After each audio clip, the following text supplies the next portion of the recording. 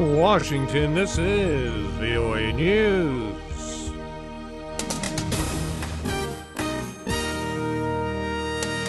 The Taliban to talk with the U.S. and Afghan government. Syria dominates the G8. I'm Ray Kouguell reporting from Washington.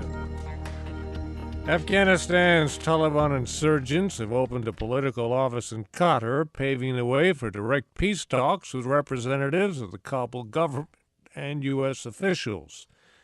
U.S. officials say preliminary talks with the Taliban delegation will begin Thursday in Doha. Ayaz Gul reports on the Taliban's announcement. Taliban representative Mohammed Sohail Shaeen announced the opening of the office in a news conference in Doha, the capital of Qatar. He said the move is part of efforts to support a peaceful political solution to Afghan problems and to improve the Taliban's relations with the international community. The Taliban announcement came hours after Afghan President Hamid Karzai disclosed in Kabul that Afghanistan will soon send peace negotiators to Qatar for talks with representatives of the militant group. Mr. Karzai said there are no preconditions from his side for the proposed negotiations. Ayaz Gul for VOA News, Islamabad. President Karzai spoke in Kabul during a ceremony in which Afghan forces took over responsibility for security for the entire country from the NATO military coalition set to leave next year.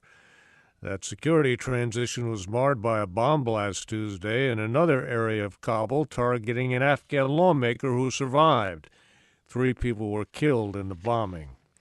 A suicide bomber detonated explosives at a crowded funeral in northwestern Pakistan, killing at least 27 people, including a provincial lawmaker. There's been no claim of responsibility for the attack, which took place Tuesday in Khyber Pakhtunkhwa province. International efforts to end the violence in Syria dominated both days. The Group of 8 summit in Northern Ireland now completed.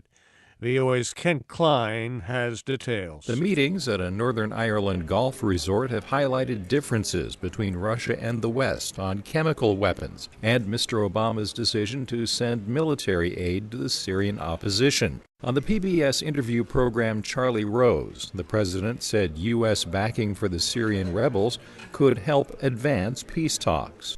We've been trying to help the opposition, along with our international partners, help the opposition become more cohesive.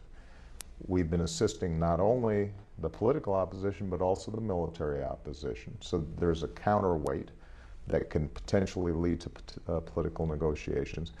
With the evidence of chemical weapons, what we've said is we're going to ramp up that assistance. Kent Klein, VOA News, traveling with the president at the Northern Ireland summit. Turkish anti-government demonstrators adopted a new type of protest Tuesday: silence. Hundreds of people joined performance artist Erdem Gündüz, who stood still and silent in Istanbul's Taksim Square for hours. Demonstrations in Istanbul and Ankara have for weeks now been marked by violence, with police using tear gas and water cannon against demonstrators, throwing rocks and gasoline bombs.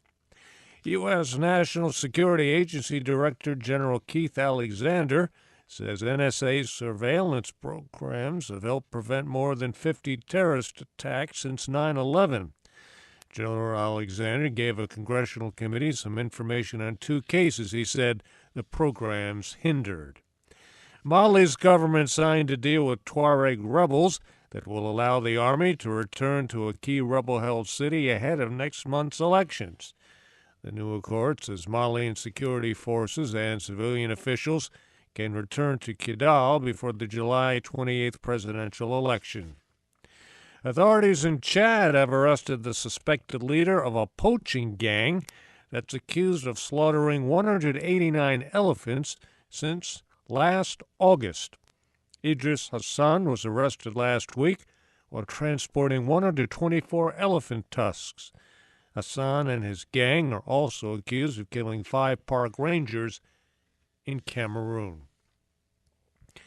It's not often that monsoons are cheered, but across India, millions of farmers are quite joyful Anjana Pasricha explains. After 2 disappointing monsoon seasons, farmer Avdar Singh is ecstatic. This year, copious rains have drenched his 20-hectare farm in the northern Punjab state 2 weeks ahead of schedule. Avdar Singh says the rice saplings he planted a week ago have received enough moisture. He says this has happened after many years. As a result, Singh will save the money he usually has to spend on diesel and generators to pump out groundwater. He also hopes the ample rains will replenish the depleting groundwater levels in his state. Anjana Pasricha, New Delhi. And I'm Ray Kouguell, VOA News. More on the internet at voanews.com.